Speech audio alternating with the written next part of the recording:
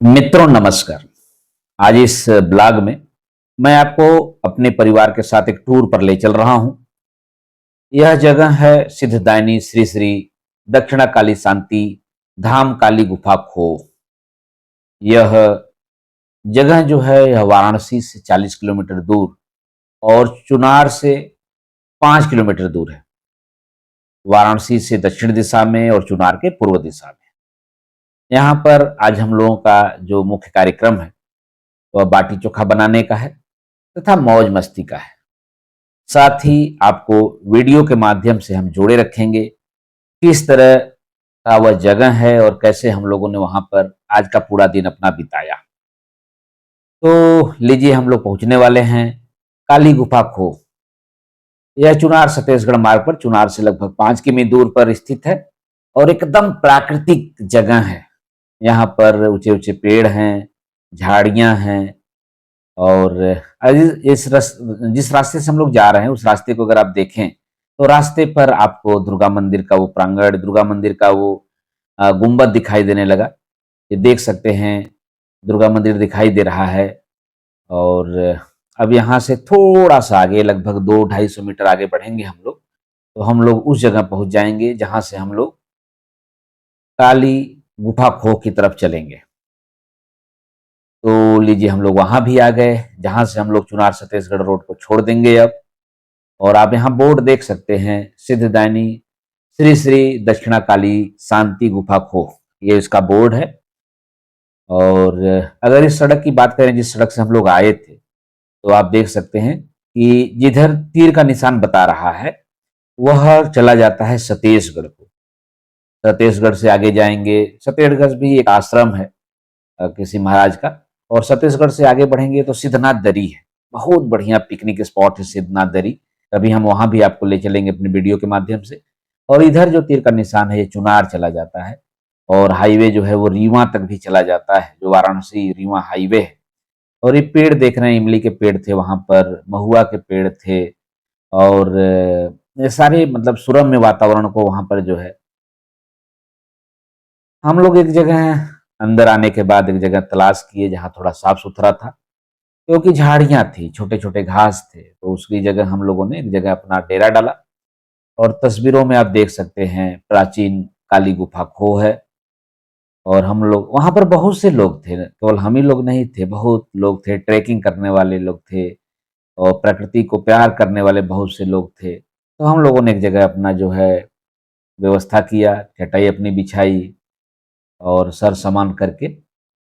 और एक बात है कि हम लोग जब वाराणसी से चले थे तो लगभग दोपहर 12 बज गया, तो भूख लग गया। तो लाई, चना, मुरमुरा, उसके साथ नमकीन और प्याज मिलाकर हम लोग बैठ गए कि पहले जो है नाश्ता कर लिया जाए।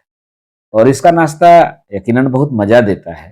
अगर आप लोगों को इसका अनुभव होगा, आप मुरमुरा ले लीजिए, लाई ले लीजिए, उसमें थोड़ा-सा प्याज काट कर डाल दीजिए, थोड़ा हरा मिर्च डाल दीजिए, धनिया डाल दीजिए और थोड़ा-सा उसमें जो है नमकीन मिला दीजिए, इसके बाद उसे खाइए।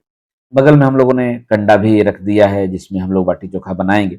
और जिस समय हम लोग नाश्ता कर रहे थे, एक बंदर वहाँ पर आया, तो हम लोगों ने देखा कि वह बंदर तो शांत है, चुपचाप पड़ा हुआ है, पर वो भोजन की तलाश में ही आया है। और ऐसे जगह वैसे मैं आपको बता दूँ बहुत से बंदर हैं, वहाँ भी तो एक ही बंदर आया। और हम लोग इस समय मशगूल हैं नाश्ता में। और नाश्ता करने के बाद थोड़ा मौज मस्ती की जाएगी, बाटी चोखा लगाया जाएगा और दिन भर का आज का प्रोग्राम है। जब तक लोग नाश्ता कर रहे हैं, मैं आपको थोड़ा-सा अगल-बगल का दृश्य दिखाना चाहूँगा कि अगल-बगल का दृश्य कैसा है। आप देख सकते हैं जहाँ हम लोग बैठे हैं उसके ठीक पश्चिम दिशा में ये सुरम्य शांत वातावरण है प्रकृति का। और यहाँ देख रहे हैं बाँस के पेड़ हैं, तमाम पेड़ हैं जिनका मैं नाम नहीं जानता। बहुत ऊँचे-ऊँचे पेड़ हैं, नीचे-नीचे झाड़ियाँ हैं, पहाड़ है, पर्वत है। और ये देखिए बहुत ऊँचा खाला भी है, मतलब थोड़ा-सा आगे जाने पर आप नहीं पा सकते कि हम कहाँ आ गए। और थोड़ा इन जगहों पर चलते समय सावधानी भी बरतनी पड़ती है, क्योंकि जर जानवर हो सकते हैं, खोह में जानवर हो सकते हैं, छोटे-बड़े जानवर हो सकते हैं। तो ये थोड़ा-सा मैं दूर चलकर भी आपको दिखाने की कोशिश कर रहा हूँ कि देख लीजिए, ये जगह कैसा है। वाक़ई वाक़ई बहुत बेहतरीन जगह है, थोड़ा-सा सावधानी के साथ अगर हम लोग घूमे टहरे, और ये रास्ता भी चला जाता है काल भैरव, आगे मंदिर है काल भैरव का, तो वहां चला जाता है। वैसे एक साफ सुथरे रास्ते से भी आदमी जाता है। और जहाँ हम लोग ठहरे उसी के बगल में एक अति प्राचीन कुआं है। और इस कुआं का ये जो जगह दिखाई दे रहा है, ये इसका छोटा सा खुला हुआ पोर्शन था, जहाँ से एक रस्सी लगी हुई थी। आप बाल्टी लाकर बाल्टी से बांध कर उसे पानी खींच सकते हैं। और ये पूरा कुआं चारों तरफ से पत्थर से घिरा हुआ है, ऊपर टीन शेड लगा हुआ है, ताकि इसमें कोई जड़ जानवर खरपतवार ना जाए। इसी पानी का उपयोग यहाँ मंदिर के पुजारी लोग करते हैं, हम लोग करते हैं, या जो लोग गए हैं वो करते हैं। हम लोग तो वैसे पानी लेकर गए थे। और देखिए वही बगल में एक छोटी सी नदी, जिसमें बारिश का पानी मूलतः बहता है। और यह बारिश का पानी इस समय लगभग सूख सा गया है, क्योंकि बारिश हो नहीं रही है। तो जो पहाड़ों से छन छन कर पानी आ रहा है, वही इस नदी में पानी दिखाई दे रहा है। और जो पहाड़ों से पानी छन कर आता है, वो एकदम ठंडा होता है, एकदम ठंडा होता है। तो अगर आप हाथ पर लेंगे तो आपको लगेगा, और एकदम स्वच्छ होता है, जैसे फिल्टर्ड हो। हाँ, वो पानी जहाँ बह रहा है वहां पर काई या शैवाल जम गई है, तो हरा हरा हो गया है, पर पानी एकदम ठंडा है। और इसको देखकर हमको बचपन की एक कविता याद आ गई, यह लघु सरिता का बहता जल, कितना शीतल कितना कोमल। और देख रहे हैं दूर तक पहाड़ों से वो पानी छनकर आता है। और बरसात के मौसम में इसका यकीनन दृश्य अलग होता होगा। अब यहाँ पर हम लोगों ने आग जला ली बाटी चोखा के लिए। और ये चूल्हा पहले से बना था, किसी बहुत लोग जाते हैं तो किसी ने बनाया रहा होगा। अच्छा, आग का क्या खासियत है कि जब आग जलाते हैं तो बहुत तेज आंच होती है। तो बहुत से तेज आंच पर आप डायरेक्ट बाटी नहीं बना सकते, तो उस पर हम लोगों ने क्या किया कि आलू, बैगन और क्या कहते हैं, टमाटर, पहले इसको भूनने का प्रयास किया हम लोगों ने, क्योंकि तेज आंच में जो होता है ना, वो टमाटर आलू बैगन ही भूजा जा सकता है। तो देखिए इस समय हम लोग टमाटर आलू बैगन भूज रहे हैं। और आलू को भी अगर तेज आंच पे रख देंगे तो जल जाएगा। तो पहले क्या किया गया है, तेज आंच पर जो है वो बैगन। और यहाँ जो चूल्हा था, इसमें लकड़ी हम लोग जलाए थे, तो इसकी भी बड़ी तेज आंच थी, तो इसमें हम लोगों ने बैगन रख दिया। बैगन भूज रहा है। और वो जो है उधर टमाटर भूज रहा है। और फिर थोड़ा आँच कम होगा तो हम लोग फिर आलू भून लेंगे। और देखिए पक रहा है, टमाटर एकदम पक जाएगा। इसके बाद यहाँ पर व्यवस्था होने लगा, आटा यहाँ गूँथा जा रहा है, क्योंकि बाटी बनाने के लिए आटा चाहिए। और आटा जो बाटी बनाने के लिए गूँथा जाता है या लिट्टी बनाने के लिए गूँथा जाता है, उसकी एक खासियत होती है, वो गीला नहीं कर सकते आप। वो थोड़ा कड़ा होता है। और जो औरतें बनाती हैं, जो आदमी बनाते हैं, उनको मालूम होता है कि कैसा आटा चाहिए। और सबसे बड़ी बात जो है मैं बता रहा हूँ, कि जो सत्तू बनता है, सत्तू बनाना भी एक कला है। केवल ऐसा नहीं है कि बेसन, अरे चने का सत्तू लिया और वो बन गया। इसमें जो है हरा धनिया, हरा मिर्च, अदरक और स्वाद के अनुसार नमक, देख रहे हैं बहुत बेहतरीन होता है। जैसे आप ऐसे भी खा सकते हैं। अमचूर एक अचार होता है, जो लाल मिर्च का अचार जो से होता है, उसका मसाला तो बहुत बेहतरीन वो सत्तू होता है। और जो बाटी पकती है, बाटी एकदम धीमी आंच में पकती है। आपको आंच लगेगा कि नहीं है, पर आंच रहती है। मतलब जिसे कहते हैं ना, राख वाली जो आंच होती है, उस आंच में बाटी पकाई जाती है। और बाटी पकने का एक निशान होता है कि बाटी पूरी तरह फट जाती है। और अगर आप इसे बराबर नहीं चलाएंगे तो यह जल जाएगी। तो देखिए भैया हैं, वो अनवरत जो है बाटी पलट रहे हैं, अनवरत बाटी पलट रहे हैं। और ये राख सा लग रहा है, पर ये राख नहीं है, इसमें बहुत आग होती है। राख में भी बहुत आग होती है, काफी समय तक यह आग जो है जिंदा रहती है।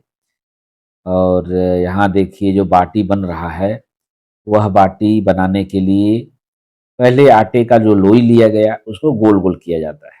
और गोल गोल करने के बाद उसमें सत्तू भरा जाता है। आप देख सकते हैं कि एक एक तरफ एक लोई बन रहा है, उसके बाद उसका, और वो फिर उठाया गया गोला वाला पोर्शन, उसी में चम्मच की मदद से सत्तू भर दिया गया। और इसके भरने के बाद उसको फिर गोल आकार बना दिया जाता है। थोड़ा आटा कड़ा होता है, इसलिए इसको बनाना एकदम आसान नहीं होता, जैसे रोटी बनाते हैं आप। इसको थोड़ा सा मेहनत लगता है। और इसको नीचे दबाया जाता है कि बैठ जाए, फिर ऊपर से ऐसे गोला करके थोड़ा सा पोर्शन जो ऐसे गोला से ज़्यादा होता है, उसको निकाल कर एकदम हाथ की कलाइयों की मदद से एकदम गोल गोलाकार दिया जाता है। और यहाँ देखिए वहाँ पर बन रहा है, यहाँ पर भैया अनवरत इसको पका रहे हैं धीमी आंच में। और हम लोगों ने क्योंकि जानते हैं बाटी के साथ जो है धीमी आंच में, मीठी आंच में पकी दाल का अपना एक स्वाद होता है। तो ऐसे सामान्यतः जो लोग बाहर जाते हैं, वो लोग क्या करते हैं, घड़ा ले लेते हैं और घड़ा में या गगरी में जो है दाल पकाते हैं। उसका मतलब कह लीजिए टेस्ट गजब होता है। हम लोग घड़ा नहीं ले गए थे, तो हम लोगों ने दाल पकाने के लिए कुकर का जो है उपयोग किया। कुकर में ही हम लोगों ने दाल पकाई और हम लोगों की दाल भी कुकर में पक गई है। और यहाँ देखिए ये बाटी बन रही है। अब बाटी बन गई, उधर वो बाटी बन गई, वहाँ पक रहा है। तो अब दूसरा काम, जो सबसे बड़ा काम है, वो है बैंगन को, टमाटर को और आलू को छीलना, जो भून लिए गए थे।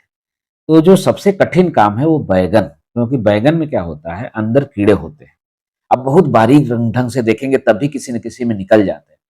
तो पहले क्या करिए, उसके जले हुए पोर्शन को ऊपर से हटा लीजिए जैसा, और इसके बाद उसके एक-एक फाहे को देखिए, वो पता चल जाता है अगर कीड़े हैं तो। देखिए यहाँ पर क्या है, पहले बैगन के काले भाग को, जो जला हुआ है भाग है, उसको हटा दिया जाता है। इसके बाद उसके एक-एक फाहे को देखा जा रहा है। टमाटर में यह समस्या नहीं होती है, आलू में तो एकदम ही नहीं होती है। तो समस्या सिर्फ़ होती है बैंगन में। और अगर दाल हो और उसको तड़का न दिया जाए तो वो किस काम का?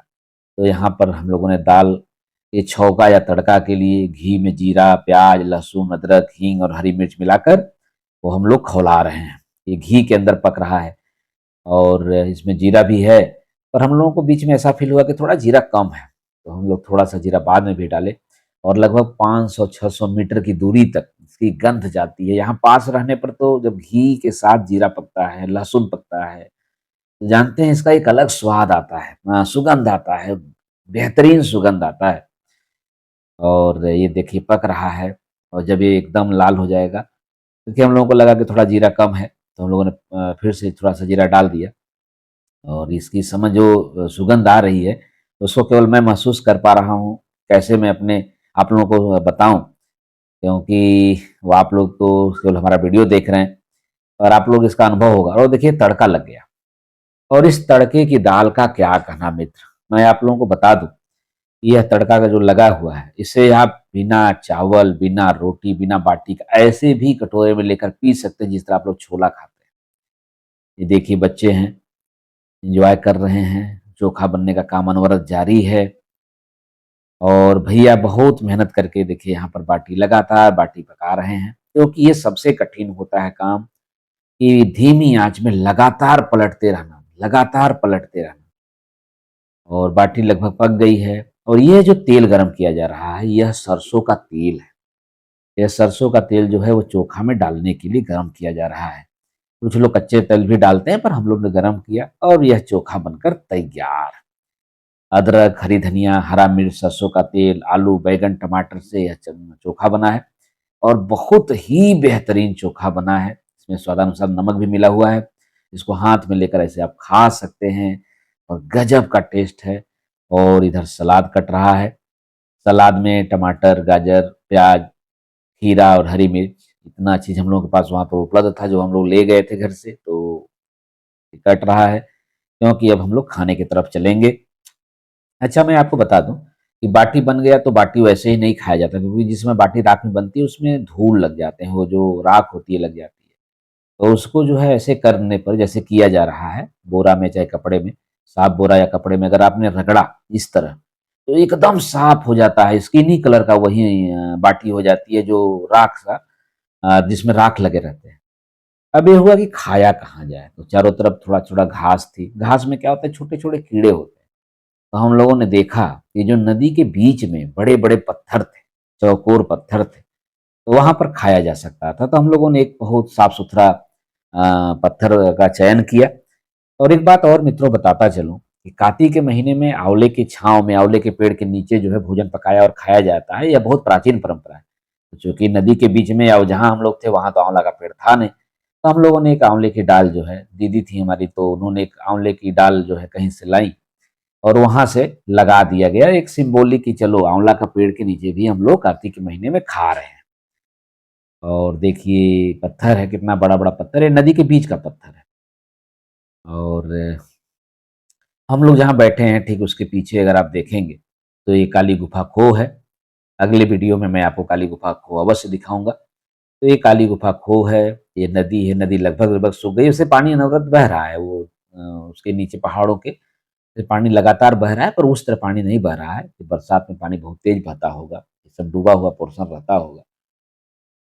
और देखिए ये चोखा, लिट्टी, पानी है वहाँ पर, उसके बाद सलाद है, चावल, दाल सब बनकर तैयार है। हम लोग बड़े से एक पत्थर हम लोगों को मिल गया सौभाग्य से, और उस पत्थर पर हम लोगों ने पालथी मारकर बैठ गए हैं, बच्चे बैठ गए हैं, सब लोग बैठ गया है, और ये हम लोगों के पास परोसा जाने लगा।